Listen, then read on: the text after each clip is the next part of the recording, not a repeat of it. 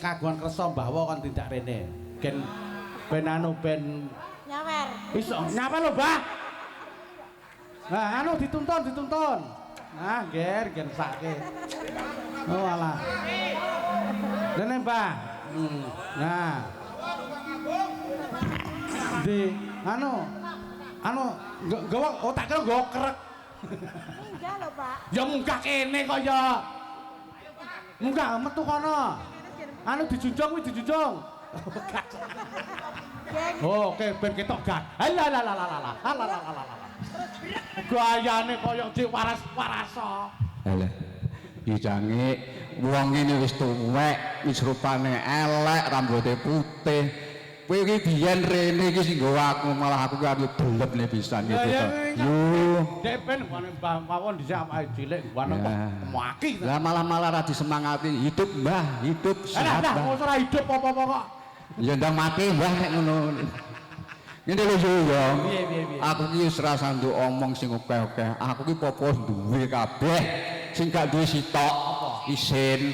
Oh. Nah, yo kita. Ya karo bujur. Iya, wong aku ki ora umum wong urip. Anak tek jogete. Lha ngono iki kaya umum apa piye? Lah saiki ngene ya. Aku nduk kon munggah ki nduk kon apa? Ya sing ben seneng rasamu ki piye. Oh iya. Pancen saiki ngene lho. lek kesuk akeh sing ndurop kok nguri kae. Lah kene pisan. Gendut. Endi? Lek. Mas ya. Ngene, aku tak omong saiki aja oke-oke. Kaya kena sing anggap. Nek wong akeh ki omong wong mendem malah keteko ndi-ndi. Ngene lho, aku ki to ya ujar aku syukur ning Gusti Allah ya.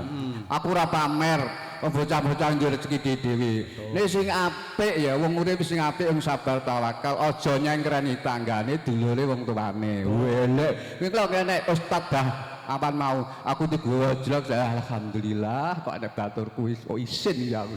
Wis aku ngene, aku tak gending sik ya. Tak gending sik, tak bawa sak gak usah dibawani jonggrang. Wis. Dinggo sitok ya. Loro kena balimu entuk bayar sampean kok. 2 ekor ki lho. Lah pengko yo delokne neh ngono sitok engko jabang bayi. Aku sik to, kuwi duwite mbok keke sindir Pak aku. Ya mbok kok. Lah karo aku tak jaluk tukang endang wis Mbok keke liyane rasane Bang. Lho sewu permisi kok tak nyuwun pamit nggih. Lah jenenge wong Mas Eko 3 periode suwenenge ning banyak sapa sing bibitin ning ngene iki sapa jane yo ngene-ngene iki ning nuwun sewu Mas Eko ini lek maring aku 100 alhamdulillah kena tak tukane jadah turah blawah tak buat ning sawah akhir entek ya ora apa-apa wis ngene saiki aku tak mbawa sak bawa anake ya tandha mata terus dilangsune jonggrang kuwi ya segile to jane oh gak apa jan ora umum ngono kae. Ayo Mas dibabani. Tidene. Gak ora usah engko diguyu wong nglungguhe diguyu apa ning ngadeg. Drop ya pisan. Lah, ayo Cang. Enggak. Kowe penting pikirane seneng ke rapo. Nah iya, tenang.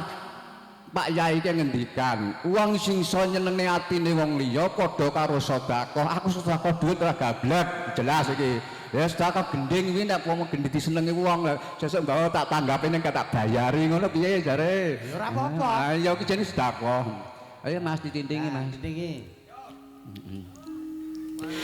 Kok rewangi lara lapa.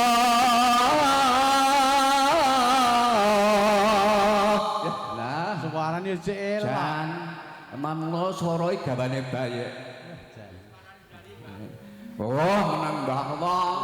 Apa Kuwi kita ndodokne yo ngadeg kok. wis tak madhep rene. Andang. Terus bindingane piye, Mak? Nano. Tresnamu amung lamis.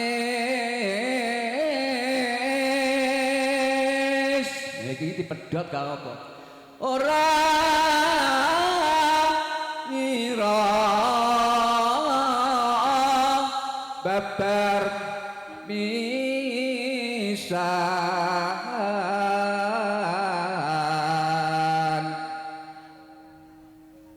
Terus piye ilange aku gendong. Nano. Cakepane mbok ning tembange ngono kuwi. Yo, terus piye iki? Nano. Ning men aku tak jarak sindene karo. ngono gaya. Terus Etane takon. menenge to yu.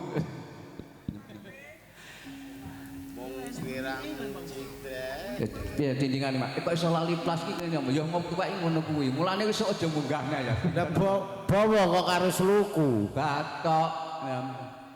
Senadyan to ora mirsa. Tandha mata sing Ayo, Pe. senadyan amung sepele.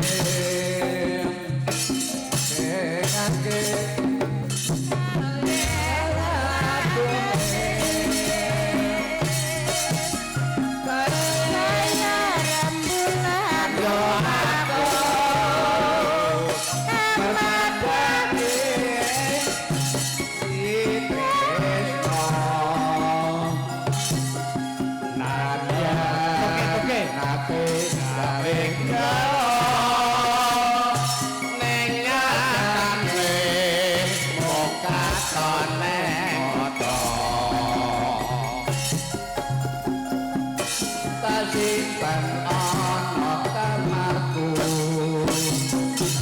dadi sungai mring seliraku tak simpan ana atiku iya wektu bakal ketemu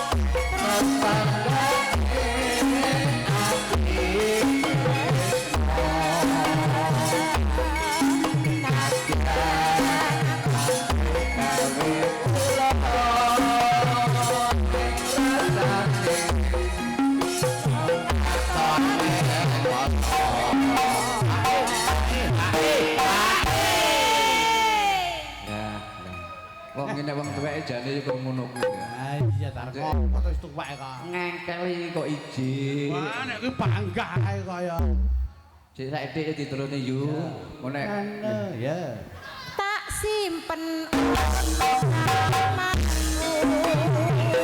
dadi